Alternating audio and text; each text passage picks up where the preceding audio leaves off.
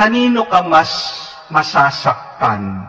Sa taong kakilala mo o doon sa hindi mo kakilala? Kanino ka mas masasaktan? Di ba doon sa kakilala natin? Doon sa mas malapit tayo? Doon sa mas minamahal natin at minamahal tayo?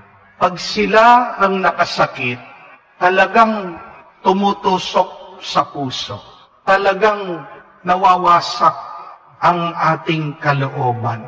Talagang nagtatanim tayo ng sakit ng loob.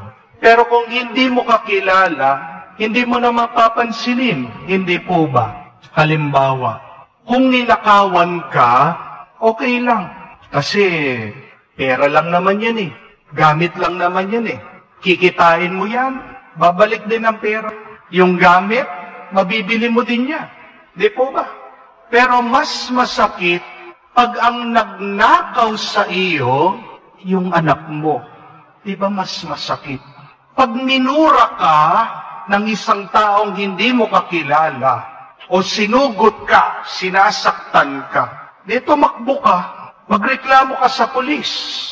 Pero anong maiisip mo? Bakit minumura ka? Sinusugod ka? Hindi mo naman kakilala. Sira ulo eh. Di po ba? At wala lang sa iyo, basta't lumayo siya, basta't hindi ka na niya sasaktan ulit, basta't tumigil na siya, okay ka na. Di po ba? Pero di ba mas masakit at hindi mo makakalimutan kung ang sumugod sa iyo, minura ka ng mismong magulang mo. Pag nagsalita ng mga masasakit ang mga kapatid mo sa iyo. Pag siniraan ka mismo ng iyong mga kamag-anak, mas masakit yun. O kaya naman, anong mararamdaman mo pag nabalitaan mo yung kapitbahay mo na liwa? Wala lang, di po ba? Pwera na lang kung may relasyon kayo ng kapitbahay mo, di po ba? Mas magdadamdam ka. Pero kung narinig mo ng babae siya o yung kakumare mo, nakita sila ng boyfriend niya, may nangyari sa kanila. Di ba? Marami sa atin, ichichismis pa. Wala lang sa atin. Di naman tayo affected eh. Pero, pag mismong asawa mo na ang nagloko sa'yo, pero, pag ang mismong misis mo, magal ka nang niloloko, pinagtataksilan, tinatago na meron siyang iba, ano nang dating sa iyo? Mas masakit, hindi po ba? Remember this, our enemies never really hurt us if they are not part of our lives.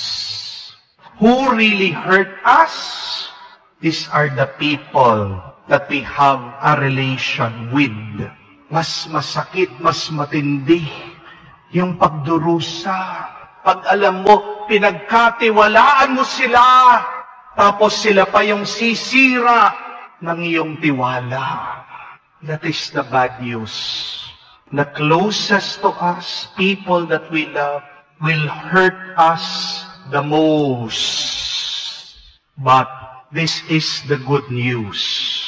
Yung mga tao din na malapit sa atin, yung mga tao din na minamahal natin, sila din ang tutulong sa atin para maging mas mabuti.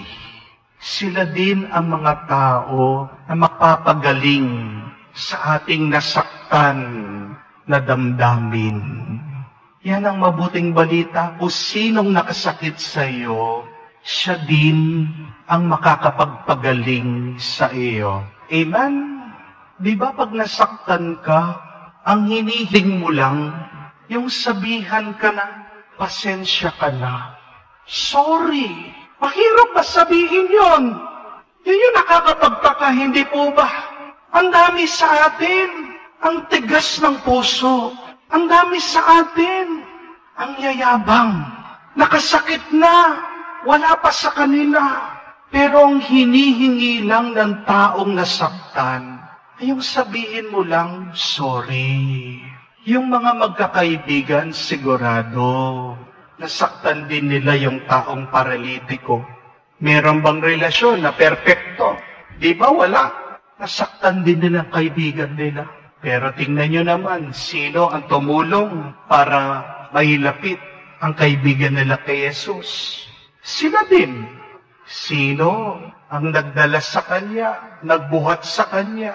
Sino ang nag-isip ng paraan para mailapit siya sa ating Panginoon, para agad gumaling? Sila din. Nakakatawa nga, sabi nila, sa atin lang dito sa Pilipinas, yung mga magkakabanding, sila-sila'y nagsisiraan. Di niyo po ba napansin yun? Kahit saan, kahit saan. Mga nagsiserve sa simbahan, di po ba totoo? O, tumatawa kayo. Totoo. Tayo na lang sa simbahan, tayo pa nagsisiraan. Amen? Kahit naman po sa eskwela, di ba? Ganyan din. Mga teacher, sama-sama sila. Pero pagtalikod ng isa, binabackstab. Amen? Tayo mga Pilipino, nakakalungkot po. Balita, sa abroad, sila-sila na lang, nahihilaan pa, pababa. That is the sad reality. Tayo na lang nga, nagkakasakitan pa tayo. Pero, tandaan mo, kung sinong nakasakit sa iyo, siya din ang magpapagaling sa iyo. Siya din ang tutulong sa iyo. Siya din ang maghihilom sa iyo. Kaya nga, do not cut off our relationship when you feel pain, when you get hurt. Yan yung tendency natin Di po ba? Pag nasasaktan tayo, ang ginagawa natin, gumagawa tayo ng bakod. We build walls when we get hurt. Yun yung defense mechanism natin Pero mag-ingat ka. Pag gumagawa ka ng bakod, pag tinatakpan mo, nilalayo mong sarili mo, baka bandang huli, gumawa ka ng isang kulungan, o much worse, you're building your own coffin. Ginagawa mo ng sarili mong libingan. Pag gumagawa ka ng bakod, pag nasasaktan ka, paunti-unti, pinapatay mong iyong sarili. Nung nga po minsan, merong isang kwento tungkol po sa mga magkakakumari. Nagkwakwentuhan lang sila. Kasi silang lahat naiinis sa mga asawa nila. Tinatanong nila, anong ginagawa niyo pag naiinis kayo sa mga asawa niyo? Sabi nung isa, ako, hindi ko siya kinakausap. Silent treatment. Sabi po nung isa.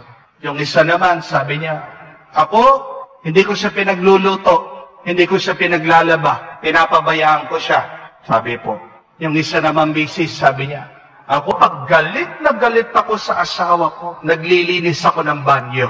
Pag talagang inis na inis ako, galit na galit ako, 2 beses, 3 beses ko pa, uulitin kong linisin yung banyo. Nagtataka sila, paano nakakatulong sa iyo yung paglilinis ng banyo pag gagalit ka sa mister mo? Sumagot po yung misis, yung ginagamit kong panlinis ng banyo, yung toothbrush niya, sabi niya. Pag nasasaktan tayo, gumaganti tayo Yun yung ibig sabihin na gumagawa ka ng bakod. Nilalayo mo yung sarili. But it is not healthy. Amen? Because when you have anger in your heart, it eats you up. It consumes you. And it kills your peace. It steals your peace. Tandaan niyo po yan. Pag galit ka, naiinis ka, inaalala mo yung mga masasakit na kahapon na nakalipas, sinasayang mo ang masayang ngayon para lang sa natapos ng kahapon na hindi mo na maibabalik. So what should we do? Instead of building walls, we should create doors.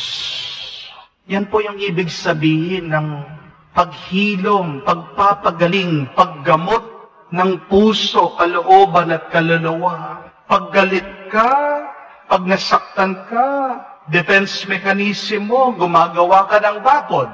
You shield yourself. Pero pag gusto mo nang gumaling, gusto mo nang maging mabuti uli, bumutas ka naman. Gumawa ka naman ng daan. Gumawa ka ng pintuan. Yan ang paanyaya po sa atin. Napakaiksi ng buhay, hindi po ba? Para ubusin lang natin sa ating mga galit, madahilan bakit binigay ng Diyos mga kaibigan, kamag-anak, pamilya sa ating buhay para tayo'y mas maging mabuting tao. Kung man nakagawa ka ng bakod, kung man naalayo mo ang iyong sarili, sa iyong mga minamahal, may panahon pa. Patulong ka, gumawa ng pintuan para naman magkita kayo muli at manumbalik ang tuwa at kapayapaan sa iyong buhay.